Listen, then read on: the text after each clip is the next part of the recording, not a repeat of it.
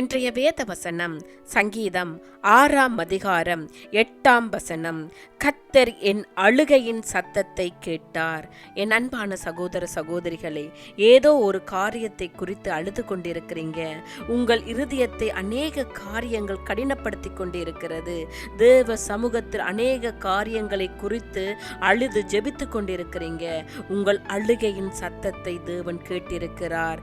எந்த காரியத்தை குறித்து தேவ சமூகத்தில் அழுது கொண்டிருக்கிறீர்களோ, தேவன் அந்த காரியத்தில் உங்களுக்கு அற்புதங்களையும் அதிசயங்களையும் செய்வார். உங்கள் கண்ணீர் மாறும், உங்கள் கவலை மாறும், உங்கள் வேதனை மாறும், உங்கள் சூழ்நிலைகளை எல்லாவற்றையும் தேவன் மாற்றி போடுவார். உங்கள் பெருமூச்சின் சத்தத்தை தேவன் கேட்டிருக்கிறார். உங்கள் பெருமூச்சின் சத்தத்தை கேட்ட தேவன் உங்களுடைய எல்லா தேவைகளையும் அவர் சந்தித்து உங்களை நிறைவாக அவர் ஆசீர்வதிப்பார். அவரை அதிகமாய் தேடுங்கள், வேதத்தை தியானியுங்கள், அவர் வழியில் நடந்து வாருங்கள்.